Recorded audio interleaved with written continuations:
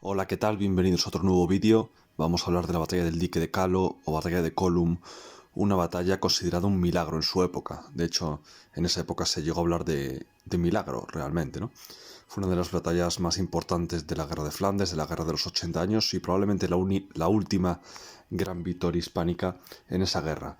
Esta batalla se enmarca en el contexto de lo que vengo hablando en los anteriores vídeos, de las constantes ofensivas franco-holandesas contra los Países Bajos españoles, ¿no?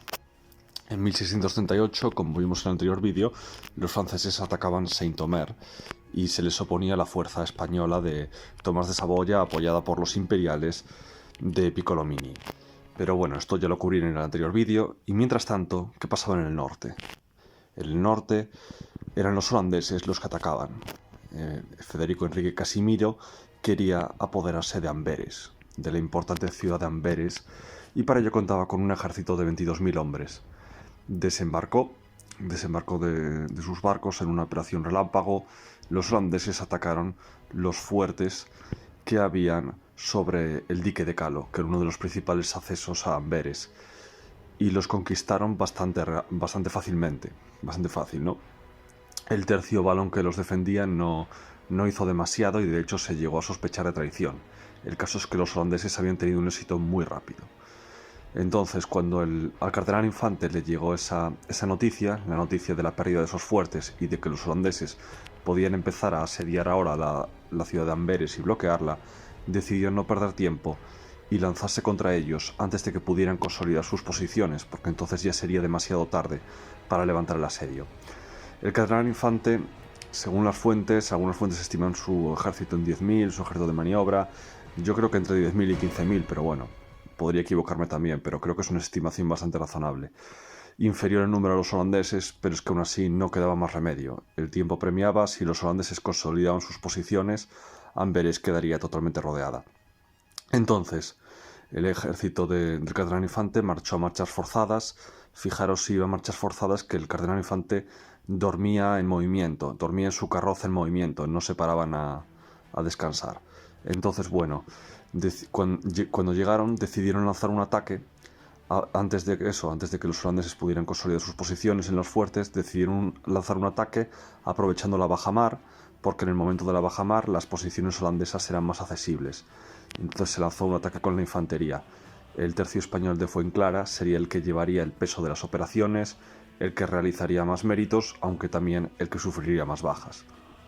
Entonces, aprovechando la bajamar, los españoles lanzaron un ataque a medianoche y la lucha se prolongó durante 10 horas o así, durante casi 10 horas, ¿no? Toda la noche, incluso bien empezada la mañana.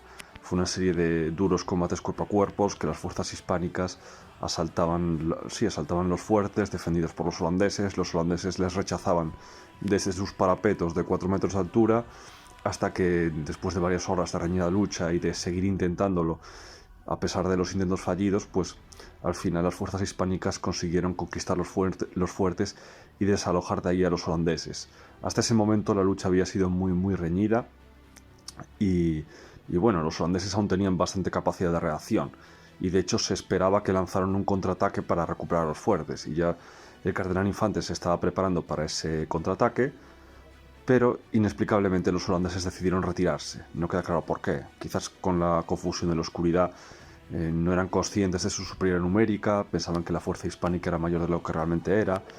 En cualquier caso decidieron retirarse y esa fue su perdición porque la retirada se realizó de forma muy desordenada. Fueron acosados en su retirada y ahí es donde sufrieron muchas bajas, perdieron toda su artillería, todos sus estandartes y todos sus bagajes.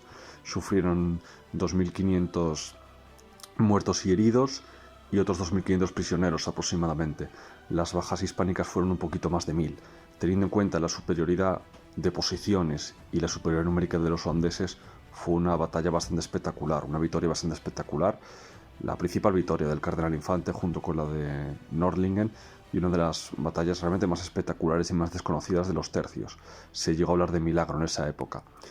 Enrique Casimiro se retiró como malamente pudo e intentó reagruparse para compensar ese revés, conquistando la plaza de Geldres, que era menos importante que Amberes, pero bueno, como premio de consolación, ¿no? Entonces había empezado a situar a sus fuerzas, a las que le quedaban, alrededor de Gueldres, pero el cardenal infante volvió a marchar nuevamente, a marchas forzadas, nuevamente con rapidez hacia donde estaban los holandeses, y haciendo otra vez la misma táctica de atacar muy rápido antes de que pudieran empezar a consolidar sus posiciones, pues en una escaramuza las fuerzas hispánicas derrotaron a un grupo de holandeses de un sector concreto y les arrebataron 6 cañones. Fue una pequeña escaramuza, pero ya terminó de minar la moral de las fuerzas holandesas. Aparte habían perdido casi toda la artillería y apenas podían realizar un asedio formal, y decidieron retirarse también de Gueldres y suspender las operaciones en ese sector. La ofensiva holandesa en el norte de los Países Bajos españoles había sido un absoluto fracaso, a lo que se unió la debacle francesa en Saint-Omer. Entonces, bueno, 1638 terminaría como un gran año para las armas de la monarquía hispánica, teniendo en cuenta la cantidad de frentes abiertos y la cantidad de ejércitos enemigos con superioridad numérica que marchaban contra sus territorios, ¿no? Era un año que se preveía como bastante oscuro, 1638, pero terminó siendo bastante espectacular. Y nada, esta fue la batalla de Calo, una batalla bastante olvidada, que ya era hora de que se le hiciera justicia. Decir que bueno, que seguiremos cubriendo más batallas de este periodo en próximos vídeos. Y nada, aprovechar para recordaros que la novela Universidad de la Guerra, mi novela sobre los tercios españoles, está disponible en Amazon por si queréis echarle un vistazo. Y nada, darle like al vídeo si os ha gustado, suscribiros para más contenido y recordad que suscripción y campanita es la combinación ganadora. Adiós.